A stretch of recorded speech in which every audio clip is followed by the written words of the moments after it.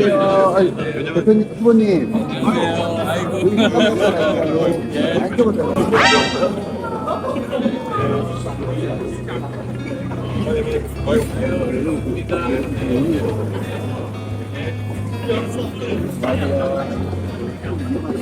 아이고, 다 똑같은 거 올렸네. 아이고, 아이고, 시간이 좀 걸렸습니다. 고생하셨습니다. 예, 예. 아이고, 예. 아유, 그러니까 체력적으로 이제 좀 한계가 오네요. 그죠? 예, 예, 예. 예.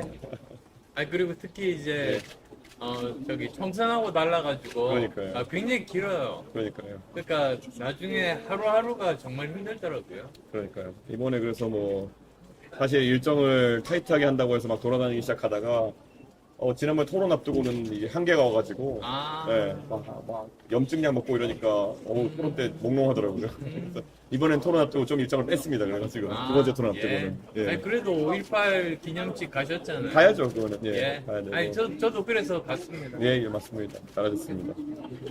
요즘 뭐 워낙 언론에 얘기가 많이 나오는 게 뭐 단일화니 이런 얘기다 보니까 제가 또 원래 단일화 하면 연관 검색어가 또 안철수 대표님 아닙니까? 예. 예. 뭐 그냥 오늘은 예. 이제 제 지금까지 예.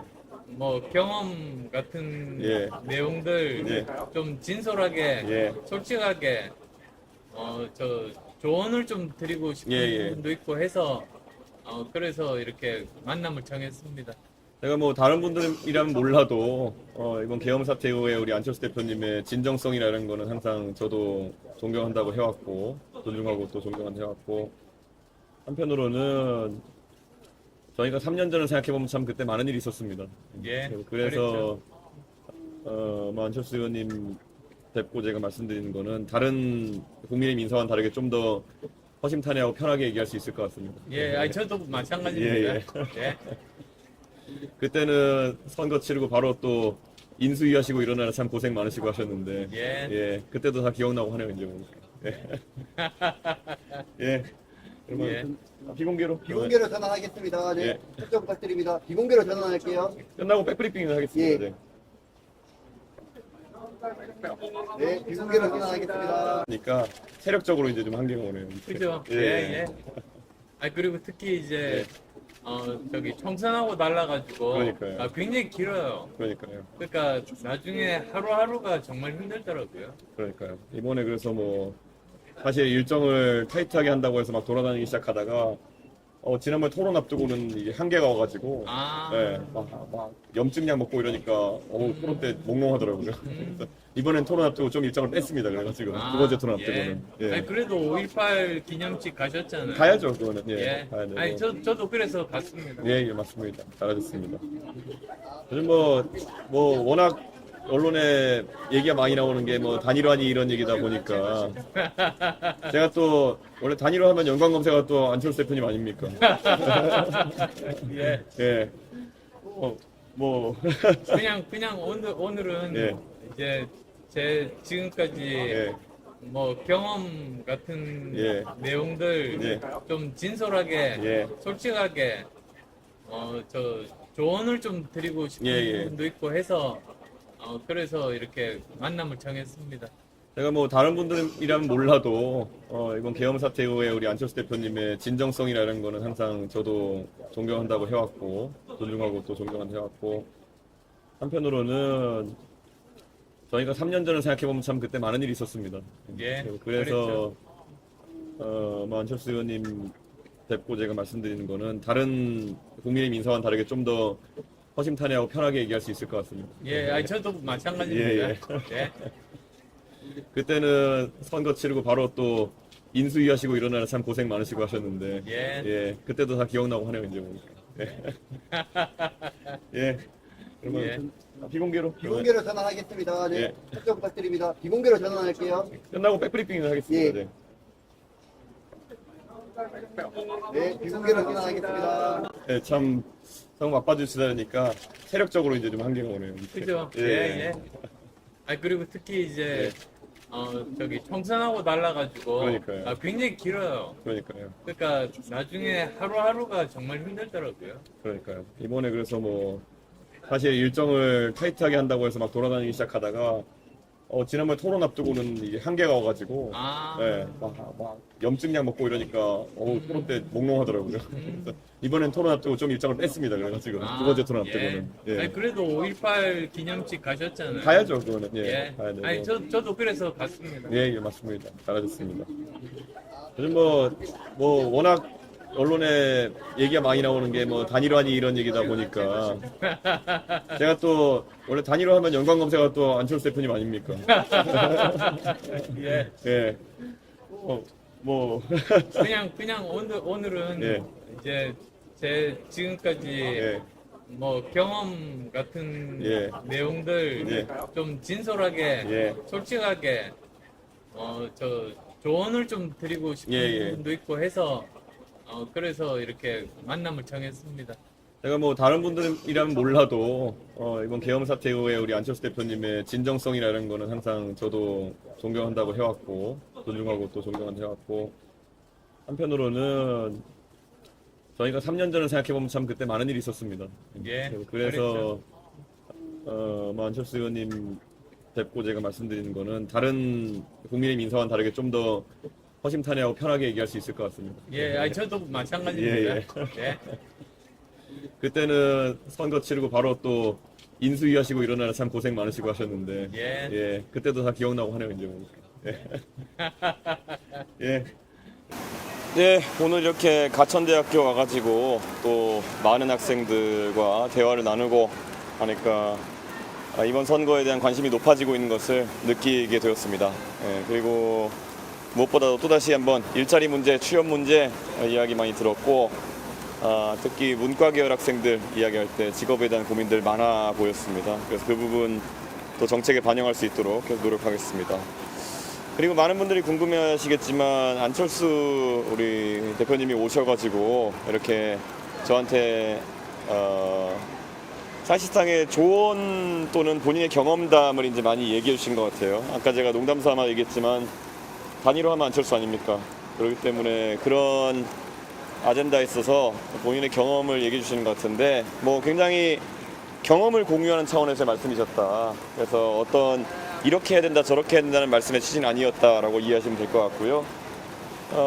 그 안철수 대표님의 경험이라고 하는 것은 제가 3년 전에 상대방으로서 겪어본 경험이기 때문에 대충 잘 알고 있긴 하지만 또 당사자로서의 이야기를 또 해주신 측면이 있어서 뭐 그 선의를 당연히 의심하지 않고 감사하게 생각하며 그리고 또 안철수 의원께서 언제든지 또 이런 거에 대해서 상의할 수 있으면 좋겠다는 취지로 말씀하셨는데 뭐 지금 당장 제가 뭐 상의 드릴 만한 내용은 없을 것 같습니다. 그런데 그거야 서로 간에 신뢰관계가 있으니까 언제든지 또 이야기해 볼 수 있겠다는 생각을 했지만은 지금은 저도 그렇고 저희 내부에서도 그렇고 단일화에 대해서 고민하거나 아니면은 거기에 대해서 검토하거나 하지 않고 있습니다. 네. 혹시 질문 있으시면. 네.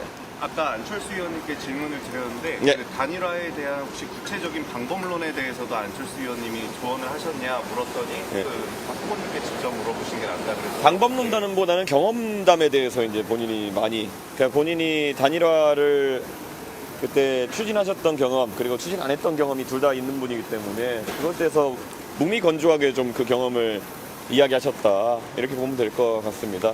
그래서 그리고 뭐 당연히 안철수 의원 당신께서는 또 그 정치 전반에 대한 고민도 대한민국 정치 전반에 대한 고민도 같이 있으신 걸로 보였고 그래서 뭐 저는 그거야말로 앞으로 어떤 상황에서든 고민을 공유할 수 있는 그런 대상으로 아마 저희를 또 생각하는 게 아닌가 그런 생각합니다. 예. 혹시 질문? 안철수 의원이 본인 조언을 다 듣고 선택은 후보님만 남았다 네. 하셨는데 이번 조언을 듣고 이전에 가졌던 단일화의 생각과 달라진 적 없어요? 전혀 저희는 달라진 점 없습니다. 예, 그리고 아까 말씀드렸듯이 안철수 의원께서 가지고 계신 경험이라고 하는 것이 제가 그 당시에 3년 전에는 완전히 맞상대방 입장에서 다 알고 있었던 내용들인 것도 사실이고 하지만 그에 대한 관점적인 정도가 좀 차이 나는 그 경험담을 전달하는 거기 때문에 뭐 큰 변화는 없다 이렇게 말씀드리겠습니다. 또 혹시 질문 있으십니까? 그럼 안철수 더해서 의원님께서 생각하시는 그 투자의 방법, 그런 데는 투자의 방법이 저는 이번 선거에서 저는 국민의힘이 지금 이길 방법을 모색하지 않고 있다라는 생각을 합니다.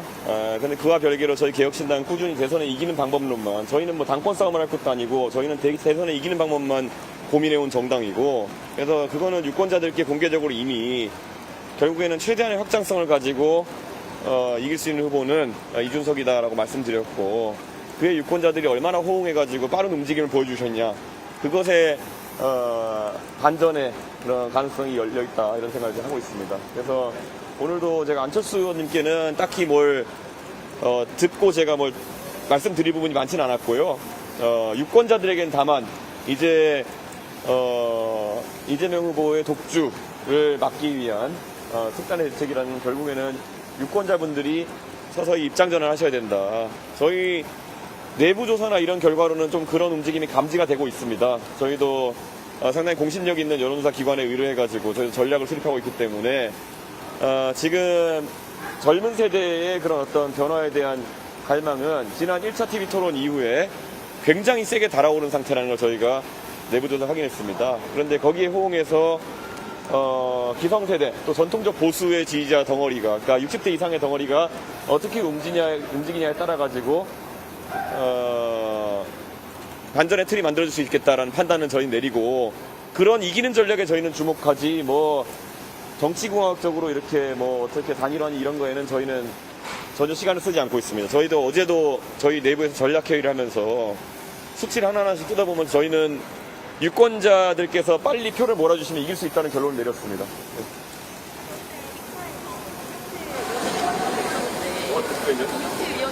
네.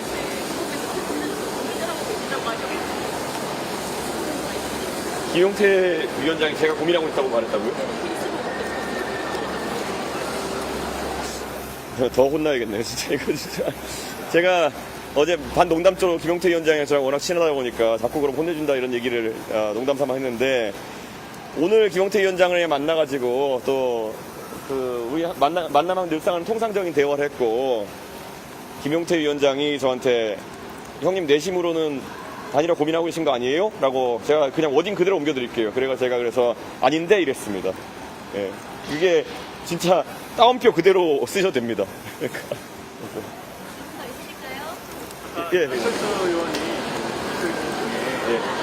각자 정치로는 다르지만 당에 오시면 잘 모시겠다 이런 이야기 의원님께 했다고 했는데, 예, 그런 말씀 하셨습니다. 어떻게 전해하셨는지.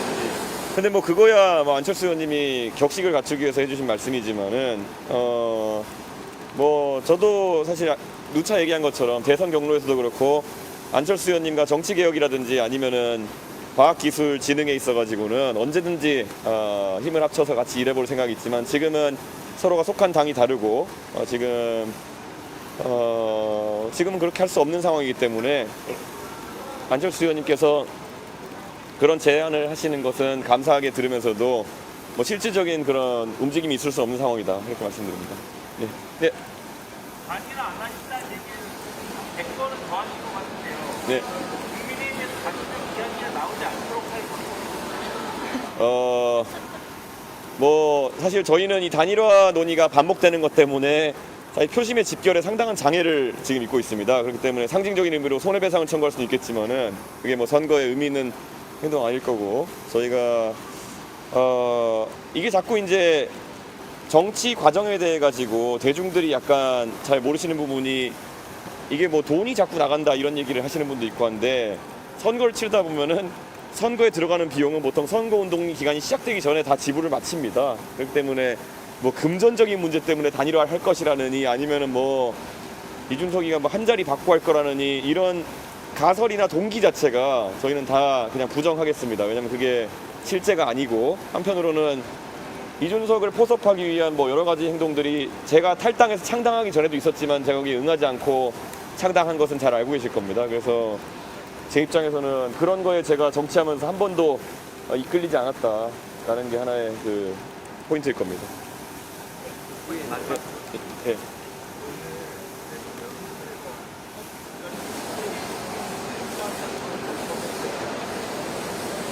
저는 여론조사 수치가 지금 2030 위주로 강하게 결집하고 있다는 것에 상당한 의미를 부여하고 싶습니다. 저희가 뭐 대체적으로 저희가 내부에서 판단한 결과로는, 내부 조사를 통해 판단한 결과로는 2030의 표심이라고 하는 것이 이재명 후보와의 맞상대를 가정했을 때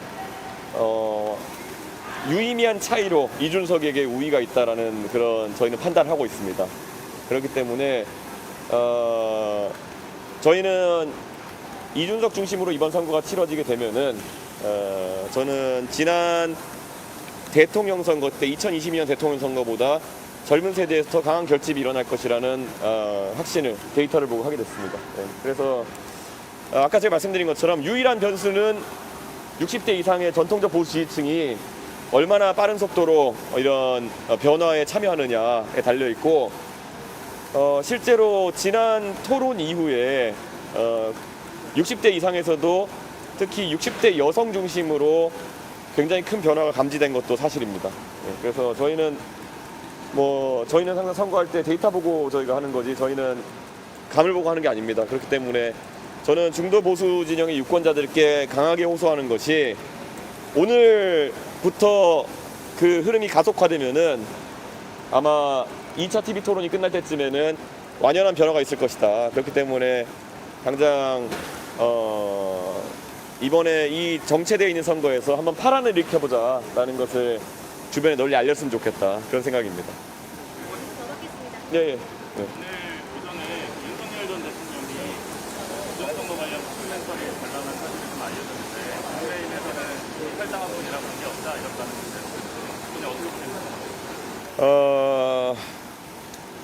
윤석열 대통령은 원래 평생을 수사검사로 살아오신 분입니다. 아마 수사하시는 분들이 이 수사 대상에게 항상 고지하는 것이 묵비권을 행사할 수도 있고, 아니면은 또 편하게 하신 말씀할 수도 있고, 그런데 하시는 말씀은 항상 본인에게 불리하게 작동할 수 있다, 이런 고지를 할 텐데요. 저도 윤석열 대통령께 말씀드리고 싶은 게 있다면은 가만히 계시는 게 제일 좋을 것 같다.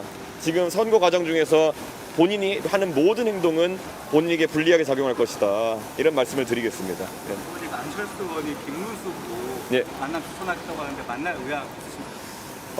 제가 뭐 김문수 후보를 지난번에 서울시 행사에서 만나 뵙기도 했고, 뭐 김문수 후보를 만나는 것은 지금 오해를 살 가능성이 있기 때문에 제가 만날 생각이 지금 없습니다.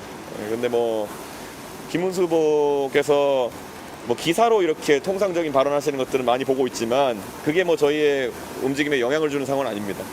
네. 네. 후보님 저 공화마을 가십니까? 이번 주에?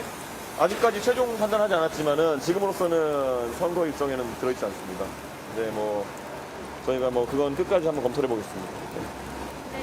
후보님 오늘 관천대를 방문하신 배경을 두고, 네. 과거 이재명 민주당 후보가 이름도 모르는 대학이라고 네. 그 관천대를 비하한 논란을 비하한 것을 해석이 나왔는데, 이거 어떻게 보세요? 그래서 제가 오늘 가천대 학생들과 앉아가 식사를 하면서 가장 먼저 꺼낸 멘트가, 여러분 아주 좋은 대학교에 다니는 훌륭한 학생들이다, 이렇게 말씀드렸는데, 이재명 후보의 말실수라고 믿고 싶습니다. 그냥 그런 본인이 석사 학위를 받은 그런 모교라고 할 수 있는 학교에 대해서 비하적인 표현을 하였다는 것이, 그런데 그게 과거에 뭐 성남시장 이재명, 경기도지사 이재명 시절의 언행이었기 때문에 그렇게 많이 회자되진 않은 편인데, 대통령이 되었을 때 그런 분열적인 어휘를 사용하거나 비하적인 어휘를 사용하는 것은 큰 문제가 될 수 있다. 예전에 이재명 후보가 선거 과정에서 유권자에게서 이찍이니 뭐 이런 말을 하면서 또 이슈화가 된 적이 있거든요. 그분의 가벼운 언행에 대해 가지고는 계속 아마 국민들의 의구심이 있을 거다, 그런 생각을 하고 있습니다. 제 눈에는 가천대학교 학생분들이 다 훌륭한 학생으로 보이고, 특히 가천대학교, 저희가 고속도로 타고 오면 항상 옆에서, 오늘도 제가 첫 질문이 저기 저 멋진 건물은 뭐냐 이렇게 물어봤을 정도로 저도 항상 꼭 가보고 싶었고 관심 많은 학교인데, 오늘 정말 학생들의 수준 높은 질문에 감탄했고, 무엇보다도 굉장히 이런 적극적인 의사표시를 하는 그런 학생들이 많아가지고 저는 가천대에 대해서 굉장히 긍정적인 인상을 더해가지고 오늘 가게 됐습니다. 예. 네, 감사합니다. 이거 기자 질문이라고요? 이거 얼른 질문. 예. 네.